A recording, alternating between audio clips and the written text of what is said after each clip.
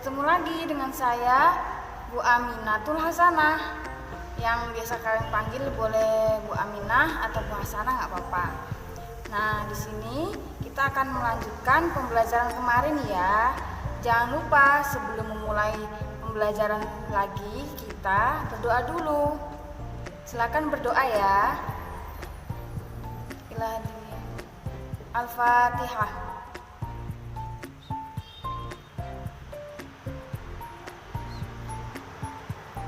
Amin.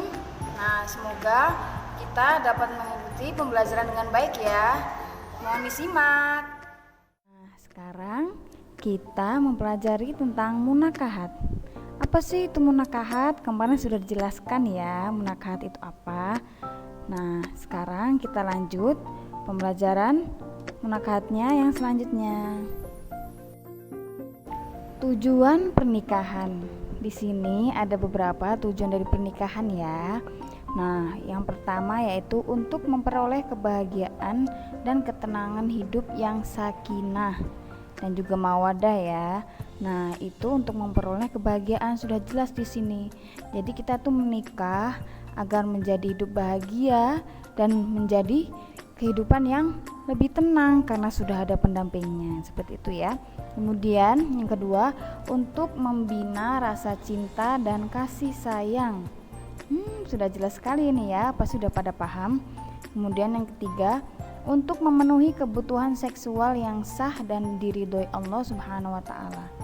Di sini sudah jelas ya, setiap manusia itu pasti punya syahwat. Nah, dari situ karena sudah sah, sudah menikah, jadi tidak disebut zina. Kemudian D, untuk melaksanakan perintah Allah Subhanahu wa taala yang terdapat dalam Quran surat An-Nisa ayat 3 yang berbunyi Fankihu ma tobalakum minan nisa, yang artinya maka nikahlah perempuan-perempuan yang kamu sukai. Udah jelas ya dari situ. Kemudian yang E, mengikuti sunnah Rasulullah Shallallahu Alaihi Wasallam. Siapa sih Rasulullah kita? Nabi Muhammad Shallallahu Alaihi Wasallam, yaitu dalam hadis riwayat Bukhari Muslim yang berbunyi an-nikahu sunnati famar raghiba an sunnati falaisa minni, yang artinya nikah itu adalah sunnahku, barang siapa tidak senang dengan sunnahku maka bukan golonganku. Subhanallah. Udah pasti ya semuanya di sini suka nikah ya. Maksudnya bukan suka nikah seperti itu, maksudnya mau menikah kan ya, nggak ada terbenak kayak nggak mau menikah kan, udah pasti ya. Kemudian karena kita kan hidup itu saling berdampingan. Nah, kemudian yang terakhir untuk memperoleh keturunan yang sah. Nah, ini sudah jelas ya. Jadi lebih sah, lebih diridhoi Allah juga yang jelas.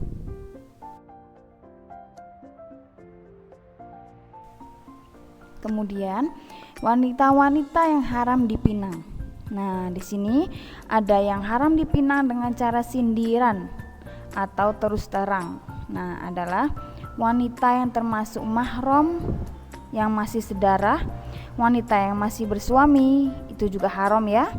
Kemudian yang wanita yang berada dalam masa iddah, itu haram dipinang ya, karena dia sedang masa iddah, masa menunggu setelah ditinggal meninggal suami atau ditinggal cerai suami. Kemudian ada talak rojoi, yaitu talak 1 dan 2, nanti dijelasin ya. Kemudian dan wanita yang sudah bertunangan itu haram ya untuk dipinang ya. Kemudian yang dimaksud haram dipinang dengan cara sindiran atau terus terang itu ya baik yang sudah bertunangan, sudah berkenalan dengan orang tua, seperti itu ya. Sudah paham belum?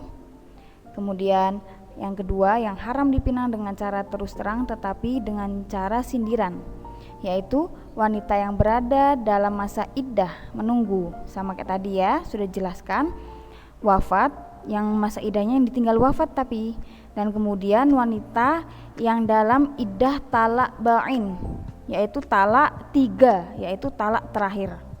Nah, sampai di sini sudah paham belum? Jadi kalau belum paham ditanyakan ya. Kemudian rukun nikah dan syarat pernikahan. Apa aja ya rukun nikah itu dan syarat-syaratnya? Nah, di sini ada calon suami. Calon suami itu syaratnya: 1, beragama Islam. Yang jelas pokoknya agamanya sama ya, Islam dengan istri. Kemudian tidak sedang berhaji. Ada lagi bukan mahram si wanita atau bukan dari keluarga kandung sedarah atau sepersusuan. Kemudian atas kehendak sendiri, tidak dipaksa ya. Kemudian muayyan, identitas jelas. Jadi identitasnya jelas. Nah, itu yang kita nikahi itu, oke? Kemudian ada calon istri. Calon istri jelas beragama Islam.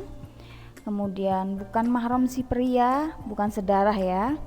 Kemudian tidak terpaksa. Dan ada lagi tidak dalam masa iddah. Masa iddah sudah tahu kan? Masa menunggu, tidak dalam keadaan masa menunggu setelah bercerai atau ditinggal wafat. Dan terakhir tidak sedang berhaji. Kemudian rukun nikah selanjutnya 2 orang saksi. Syaratnya bukan budak dan bukan wanita dan bukan orang fasik. Di sini sudah paham ya. Budak itu seperti zaman dahulu itu ya, seperti pembantu tapi tidak dibayar. Kemudian bukan wanita, jadi 2 orang saksi itu harus pria.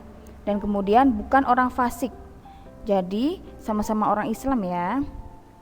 Kemudian tidak boleh merangkap sebagai saksi. Jadi jika sudah ada orang tua tapi dia juga sebagai saksi, itu tidak boleh ya. Saksi itu ya harus sebagai saksi, jadi harus tetangganya atau Pak RT-nya, seperti itu contohnya. Kemudian sehat akalnya, sudah jelas ya. Kemudian baligh, yang sudah dewasa. Dan sunnahnya itu dalam keadaan rela. Nah, sebisa mungkin dalam keadaan rela ya. Kemudian di sini ada syarat-syarat dari adanya wali nikah ya, yaitu mukallaf, yaitu Islam, dewasa dan sehat akal. Kemudian ada laki-laki yang merdeka. Nah, kemudian adil, dia harus adil ya, dan tidak sedang ihram haji atau umroh. Kemudian ada ijab dan qabul. Ijab dan qabul jelas ya. Ijab itu yang diucapkan oleh wali hakim atau wali nasab. Dan qabul itu yang diucapkan oleh si calon prianya. Ya, sudah paham? Syaratnya tidak tergantung dengan syarat lain, tidak terikat dengan waktu tertentu, boleh dengan bahasa asing boleh. Yang asalkan si saksi paham dan penonton lain juga paham ya. Kemudian tidak boleh dalam bentuk kinayah atau sindiran. Jadi menyindir seperti itu tidak boleh, ya. Kemudian qabul harus dengan ucapan qabultu nikahaha wa tazwijaha. Itu kan dalam bahasa Arab dan boleh didahulukan dari ijab. Jadi kalau ijabnya untuk yang bahasa Indonesia, jadi saya nikahkan engkau dengan anak kandung saya bla bla bla bla, seperti itu. Dan qabulnya itu dari si prianya yang menjawab, saya terima nikah dan kawinnya anak kandung bapak bla bla bla bla, seperti itu ya contohnya. Kemudian ada mahram. Mahram ya sudah dijelaskan kemarin ya. Mahram yaitu wanita yang haram dinikahi karena keturunan di sini ya. Jadi mahram itu yang masih sedarah dengan kita, sekeluarga ya. Jadi yang haram dinikahi. Di sini ada wanita yang haram dinikahi karena keturunan. Jadi dari ibu kandung dan seterusnya ke atas ya nenek. Ya seperti itu ya, buyut. Nah, kemudian anak perempuan kandung dan seterusnya ke bawah. Ya cucu, cicit. Nah, seperti itu. Kemudian saudara perempuan sekandung, sebapak atau seibu. Sudah jelas ya, kakak gitu. Kemudian saudara perempuan dari bapak. Ya sama intinya ya, saudara perempuan dari ibu. anak perempuan dari saudara laki-laki dan seterusnya ke bawah, anak perempuan dari saudara perempuan dan seterusnya ke bawah. Nah, seperti itu. Kemudian yang kedua ada wanita yang haram dinikahi karena hubungan sesusuan. Sesusuan itu berarti sepersusuan, yaitu ibu yang menyusui dan saudara perempuan sepersusuan.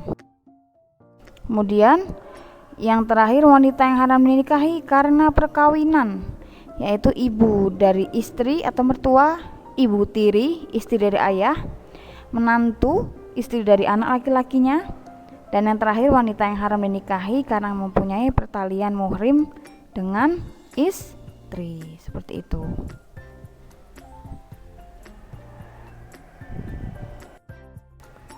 Nah, di sini ada wali nikah ya. Wali nikah itu ada dua, yaitu wali nasab dan wali hakim.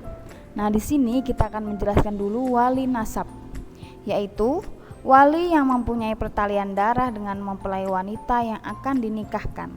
Jadi di sini wali nasab itu bapak dari si perempuan ya, yaitu ayah kandung atau ayah tiri yang sah jadi wali, kakeknya, saudara laki-laki sekandung, saudara laki-laki seayah, anak laki-laki dari saudara laki-laki sekandung, anak laki-laki dari saudara laki-laki seayah, saudara laki-laki ayah yang seayah dengan ayah, dan sampai bawah.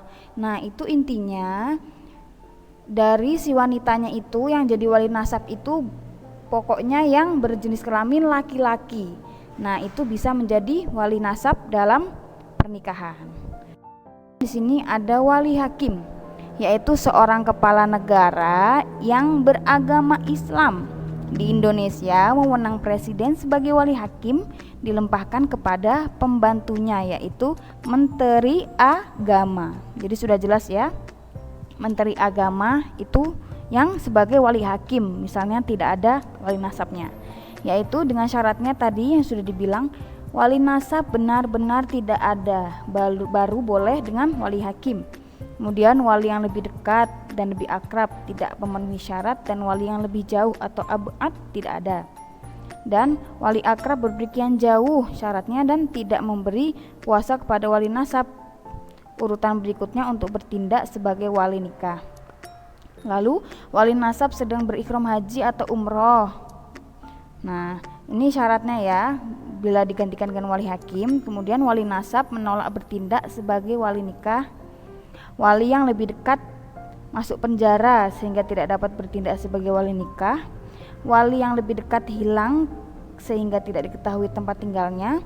Wali hakim berhak untuk bertindak sebagai wali nikahnya. Seperti itu. Sebelum berlanjut, sudah paham belum? Apa masih ada yang belum paham? Udah paham ya, insya Allah ya. Lanjut. Nah, di sini ada latihan soal. Jadi dimohon ya untuk dikerjakan. Nah, nanti setelah dikerjakan, tolong kirim di WA Ibu ya. WA Ibu ada di paling depan. Jadi tolong ya kerjasamanya untuk mengerjakan tugas. Di sini juga udah ada poin-poinnya loh. Jadi tolong ya. Terima kasih sebelumnya. Mungkin sampai di sini dulu. Wassalamualaikum warahmatullahi wabarakatuh.